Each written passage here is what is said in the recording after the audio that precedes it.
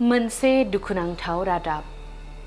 सासे समाज सिबियारि आरो गुदि फरायसालिनि गाहाय फोरोंगिरिनि जिउआव साग्लोबदों दुखुनि जोमै। फोरोंगिरि हाबा मावनायजों लोगोसे धोरोम सिबिनायनि अनगायैबो गावखौ बावसोमनानै समाजनि हाबा मावग्रा सुबुंनि जिउआव दिनै साग्लोबदों दुखुनि जोमै। नंगौ, तामुलपुर जिल्ला दुलाराय बाथौ गौथुमनि आफादगिरि प्रबिन सर्गियारिया केन्सार बेरामजों नाख्रेबजानानै दङ। मिथिनो मोननाय बादिब्ला थांनाय 2024 मायथाइनि डिसेम्बर दाननिफ्रायनो केन्सार बेरामजों नाख्रेबजानानै दङ बिथां प्रबिन सर्गियारिया।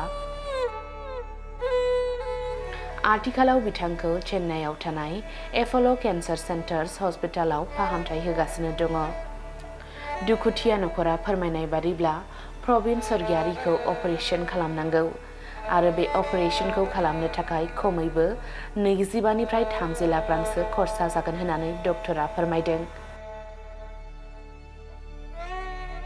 मख'नो गोनांदि तामुलपुर जिल्लानि सिङाव थानाय रामेसुबुरि गुदि फरायसालियाव गाहाय फोरोंगिरि महरै हाबा मावगासिनो दङ प्रबिन सर्गियारिया आरो बिथाङानो तामुलपुर जिल्ला दुलाराय बाथौ गौथुमनि गायसनगिरि आरो आफादगिरि। बिथाङा फोरोंगिरि हाबा मावनायजों लोगोसे धोरोमारि बिथिङावबो गावखौ बावसोमनानै हाबा मावदों। नाथाय बिथांनि देहा सावस्रिया थांनाय 2024 मायथाइनि डिसेम्बर दाननिफ्रायनो गोब्राब केन्सार बेरामजों दुखुनांथावै नाख्रेबजानानै दङ। दायो दुखुथिया नखरा राहा गोथे बिथां प्रबिन सर्गियारिखौ फाहामथाय होनायाव रांनि मदद हरनो रायजो राजाफोरनिसिम खावलायहरदों। बेनिखायनो गोसो अनफावरि रायजो राजा नोंथांमोनहा प्रबिन सर्गियारि बिथांखौ फाहामथाय होनायाव रांनि अनसुंथाइ हरनोब्ला स्क्रिनाव होनाय एकाउन्ट नाम्बाराव दैथायहरनो हागोन।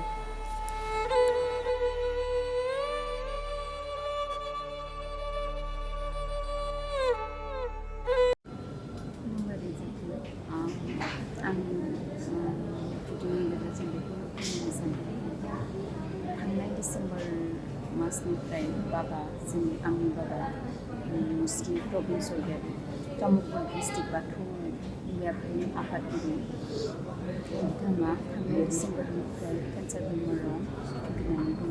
दा जों चेन्नाई एप'ल' हस्पिटालाव दंफैयो ट्रिटमेन्टनि थाखाय। डक्टरना बुंनाय बायदिब्ला बाबानि गोदनाखौ गोग्लैनाय जादोंमोन। अपारेशन खालामनांगौ आरो जाय अपारेशन खालामबा बाबानि नाथाया कमप्लिटलि गैया जागोन।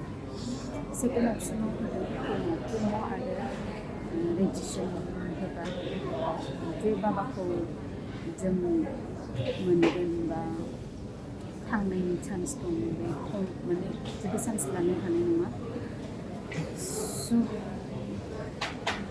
बेखौनो आं बुंनो सानदों दि गासै जोंनि बाथौ धोरोमनि आइ आफा आदा आब' आयंमोन जों बाबानि मुङाव गासै बाथौ मन्दिराव आर'ज गाबो ओमफ्राय बाबानि अपारेशन साक्सेसफुलि जाथों। कम्पिउटार कर्सनि सोलोंथाइ लानो गोसो गुदुं सुबुंफोरनि थाखाय गोजोनथाव खौरां। कम्पिउटार कर्सनि थाखाय बेसेन नाङाजासे मुं थिसननायनि खाबुखौ लानानै फैदों क'क्राझार सहरनि खोदोमथलायाव थानाय MS फ्लाइंग रुट इनस्टिट्यूशना। बयखौबो बेहाय क'क्राझार सिङाव थानाय खोदोमथला फ्लाइंग रुट इनस्टिट्यूटआ हस्पिटेलिटी मेनेजमेन्ट आरो एभिएशननि अनगायै कम्पिउटार कर्सखौबो लन्च खालामनाय जादों गोदान। बेहाय दा फ्रि एडमिशन सोलिगासिनो दङ।